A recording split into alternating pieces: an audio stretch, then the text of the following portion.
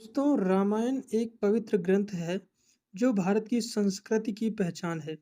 रामायण पढ़ने से व्यक्ति सत्य और मानवता के रास्ते पर चलना सीखता है। रामायण की हर एक कहानी जितनी प्रेरणादायक है, उतनी ही रोचक है। रामायण में बताए गए हर एक किरदार प्रभावशाली है। हर एक किरदार से जुड़ी कहानी हमें प्रेरित करती है और सीख देती है। अब रामायण के हर किरदार की तरह कुंभकर्ण की कहानी भी काफी रोचक और मजेदार है। कुंभकर्ण अपनी भूख और नींद के लिए काफी प्रसिद्ध था, क्योंकि राक्षस कुल का होने के बावजूद वो 6 महीने सोता था और एक दिन जागता था। दोस्तों, हर कोई जानता है कि कुंभकर्ण बहुत सोता था, लेकिन उसके सोने के पीछे की वजह क्या थी, ये शायद बहुत कम लोग जानते हैं। आखिर कुंभकर्ण इतना सोता क्यों था? अगर वो जागता होता तो क्या होता? उसी को ऐसा वरदान क्यों मिला? जहां आम मनुष्य 10 से 12 घंटे की नींद के बाद नहीं सो पाता, वहीं कुंभकर्ण 6 महीने सोता था और एक दिन के लिए जगता और फिर से सो जाता। आखिर क्या है इसके पीछे का रहस्य? कुंभकर्ण आखिर इतना विशाल कैसे हो गया? क्या उसका इतना विशाल शरीर वरदान में मिला था या जन्म से ही ऐसा था? मिलेंगे इन सभी सवालों के जवाब। बने रहिए वीडियो के लास्ट तक। आप देख रहे हैं हमारा चैनल गुप्त ज्ञान, जहां होती हैं ज्ञान की बातें। आज की वीडियो में हम आपको रामायण के कुंभकर्ण की नींद के पीछे की असली वजह बताने वाले हैं कि आखिर किस कारण उसे 6 महीने तक सोने का श्राप मिला। साथ ही यह भी बताएंगे कि उसने अपने भाई रावण को युद्ध रोकने और भगवान श्री राम से माफी मांगने को क्यों बोला था। और यह भी जानते हैं कि रावण के भाई कुंभकर्ण की वो कहानी जो उसे एक ज्ञानी और धर्म के मार्ग पर चलने वाला राक्षस बताते हैं। दोस्तों, कुंभकर्ण की कहानी जानने से पहले जानते हैं कि आखिर कौन था कुंभकर्ण। दरअसल कुंभकर्ण रावण का सबसे छोटा भाई था। रावण के दो भाई थे, विभीषण और कुंभकर्ण की माता का नाम कैकसी था, जो राक्षस कुल से थी। वहीं उनके पिता विश्रवा ब्राह्मण कुल के थे। यही कारण था कि रावण और उसके तीनों भाइयों में राक्षस कुल होने के बावजूद ब्राह्मण का गुण था। जैसा कि हम जानते हैं, रावण राक्षस होने के साथ साथ बहुत बड़ा ज्ञानी और शिव भक्त था। लेकिन आपको बता दें कि कुंभकर्ण भी काफी ज्ञानी और बहादुर था। कि इन दोनों भाइयों में राक्षस के भी गुण थे, क्योंकि ये दोनों अपनी माता के साथ काफी समय बिताया करते थे।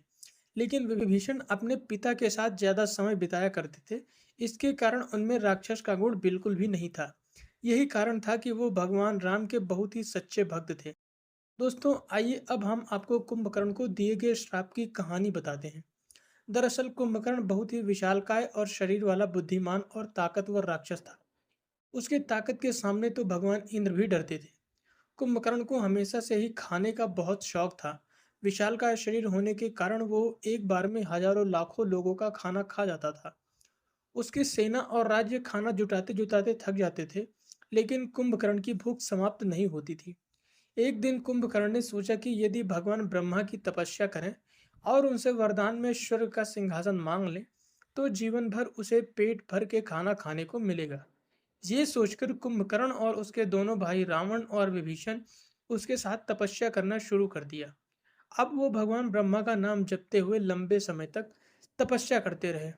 इधर भगवान इंद्र को भी डर था कि कहीं भगवान ब्रह्मा इनसे प्रसन्न होकर वरदान मांगने को न कहें। यदि उन्होंने ऐसा किया तो निश्चित है कुंभकर्ण स्वर्ग का सिंहासन मांग लेगा।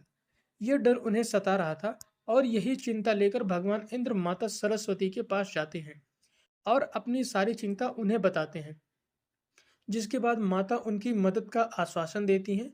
उधर भगवान ब्रह्मा कुंभकर्ण की तपस्या से प्रसन्न हो चुके थे और फिर वो उन तीनों को दर्शन देते हैं। भगवान ब्रह्मा कुंभकर्ण को मनचाहा वरदान मांगने के लिए कहते हैं।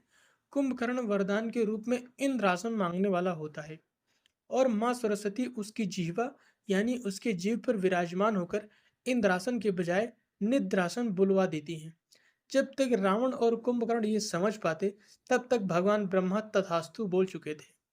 इसके बाद जब कुंभकर्ण और रावण को इस बात का एहसास होता है, तो भगवान ब्रह्मा को वरदान वापस लेने के लिए कहते हैं। लेकिन भगवान ब्रह्मा कहते हैं कि एक बार दे दिया गया वरदान वापस नहीं लिया जा सकता। इधर कुंभकर्ण को भी अपनी गलती का एहसास हो जाता है। वो भगवान ब्रह्मा के सामने जोर जोर से रोने लगता है। तब भगवान ब्रह्मा कहते हैं, मैं वरदान तो वापस नहीं ले सकता, लेकिन इस वरदान के प्रभाव को कम जरूर कर सकता हूँ।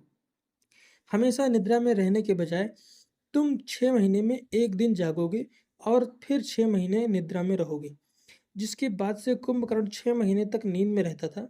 6 महीने जागने के दौरान पेट भर के खाना खाता था, लेकिन इस 6 महीने के दौरान वो इतना खा जाया करता था कि पूरी लंका में खाने की कमी हो जाती थी और खाना न मिलने की सूरत में और गुस्से में आ जाता था। तो रावण ब्रह्मा जी से कुंभकर्ण के 6 महीने जागने के वरदान को बदलने के लिए कहता है, जिसके बाद ब्रह्मा जी वरदान को बदल देते हैं और इस बार कुंभकर्ण को लगातार 6 महीने तक सोते रहने व केवल एक दिन जागने का वरदान देते हैं, जिससे कुंभकर्ण का सारा जीवन सोते हुए ही बीता था। 6 माह तक निरंतर सोने के बाद वो केवल एक दिन के लिए जागता था और उस दिन बहुत सारा भोजन खाता, मदिरा पीता, नृत्य देखता और फिर सो जाता। खैर दोस्तों, जैसा कि हम जानते हैं कि कुंभकर्ण का जिक्र रामायण में तब होता है जब माता सीता के अपहरण कर लेने के बाद भगवान राम और उनकी वानर सेना के साथ रावण का युद्ध होता है। रावण की विशाल सेना जब भगवान राम की सेना के सामने हारने लगती है, तब अंत में रावण अपने भाई कुंभकर्ण की मदद लेने की सोचता है।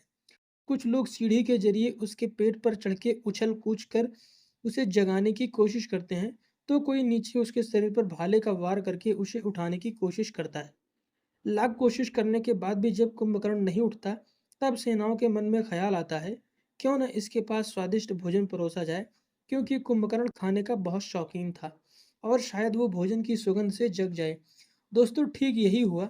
सभी सेनाओं ने विशाल मात्रा में विभिन्न प्रकार के स्वादिष्ट भोजन को जुटाया और भोजन के स्वादिष्ट सुगंध जब कुंभकर्ण के नाक में गई तो वो अपने आप उठ गया। जिसके बाद उसने भरपेट खाना खाया।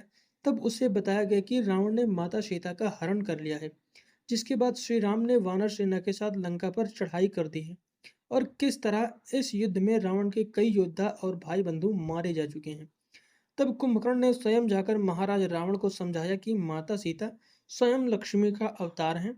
उसने भूतकाल में घटित हुई कई घटनाओं का उदाहरण देकर रावण को समझाने का प्रयास किया कि वो माता सीता को लौटा दें तथा श्री राम की शरण में चले जाएं। इसके साथ ही उसने यह भी कह दिया कि यदि उसने ऐसा नहीं किया तो राक्षस कुल का विनाश हो जाएगा। ये सुनकर रावण ने कुंभकर्ण पर बहुत क्रोध किया तथा उसे युद्ध में जाने का आदेश दिया। आखिर में जब कुंभकर्ण समझ गया कि अब रावण को समझाने का कोई फायदा नहीं, तो उसने युद्ध भूमि में जाकर नारायण के हाथों मरने का निश्चय कर लिया। जिसके बाद वो श्री राम के साथ युद्ध करने के लिए निकल गया। दोस्तों, जब कुंभकर्ण अपना विशाल शरीर लेकर युद्ध भूमि में पहुंचा, जो वानर सेना में आतंक मचा दिया। ये देखकर कुंभकर्ण का छोटा भाई उसे वार्तालाप करने आया। उसने कुंभकर्ण को श्री राम की सेना के साथ मिलाकर धर्म के साथ देने को कहा। लेकिन तब कुंभकर्ण ने अपना धर्म अपने भाई व लंका के राजा के लिए युद्ध करना बताया। उसने विभीषण को भी गलत नहीं कहा। उससे कहा कि वो अपने धर्म का पालन करे और उसे अपने धर्म का पालन करने दें। जिसके बाद वो युद्ध के लिए आगे बढ़ा। कुछ ही देर में कुंभकर्ण ने युद्ध के मैदान में भीषण तबाही मचाते हुए वो वानरों को अपने पैर के नीचे कुचलता हुआ आगे बढ़ रहा था और उन्हें चबाकर खा रहा था। इस बीच में उसका हनुमान, लक्ष्मण, अंगद आदि से भी युद्ध हुआ, लेकिन उस वक्त के सभी उसको रोक पाने में नाकामयाब रहे। जब वानर सुग्रीव महाराज उससे युद्ध करने आए, तो वह बहुत प्रसन्न हुआ। उसकी योजना थी कि यदि वह सुग्रीव को ही बंदी बनाकर रावण के सामने ले जाएगा, तो उससे वानर सेना का साहस टूट जाएगा। वो अपने राजा को बंदी बना देखकर वह निराश हो जाएंगे। उसने ठीक ऐसा ही किया और जब सुग्रीव को बंदी बनाकर रावण के महल की ओर ले जाने लगा, तो पीछे से स्वयं श्री राम ने उसे चुनौती दी। जब कुंभकर्ण को पता चल गया कि उसके सामने स्वयं नारायण आ चुके हैं, अब उसका अंत निश्चित है। लेकिन नारायण के हाथों मृत्यु होने से वह बेफिक्र था। उसने श्री राम के साथ भीषण युद्ध किया। अंत में भगवान श्री राम ने कुंभकर्ण की दोनों भुजाएं काट दी। उसके बाद प्रभु श्री राम ने ब्रह्म दंड चलाया। उससे कुंभकर्ण का सिर काटकर समुद्र में जा गिरा और अंत में राम ने कुंभकर्ण के पेट को काटकर अलग कर दिया। इस तरह कुंभकर्ण का वध हो गया। दोस्तों, जब कुंभकर्ण के वध किए जाने की खबर रावण को पहुंची, तो रावण फूट फूट कर रोने लगा और मन ही मन सोचने लगा कि ऐसा कैसे हो सकता है। तब जाकर उसे अपने की किए पर पछतावा हुआ। उसने कुंभकर्ण की कही हुई बात आखिर क्यों नहीं मान ली। तो दोस्तों, ये थी कहानी रावण के भाई कुंभकर्ण के, जो राक्षस कुल में होने के बावजूद धर्म पर विश्वास रखता था। उम्मीद करते हैं कि कुंभकर्ण पर हमारी आज की पेशकश आपको पसंद आई होगी। अगर पसंद आए तो वीडियो को लाइक करके अपने दोस्तों के साथ शेयर करना ना भूलें, और ऐसे ही वीडियो के लिए इस चैनल को सब्सक्राइब करके बेल नोटिफिकेशन को जरूर ऑन कर लें। मिलते हैं किसी ऐसी ही रोचक, ज्ञानवर्धक और रहस्यमयी वीडियो के साथ। तब तक आपको गुप्त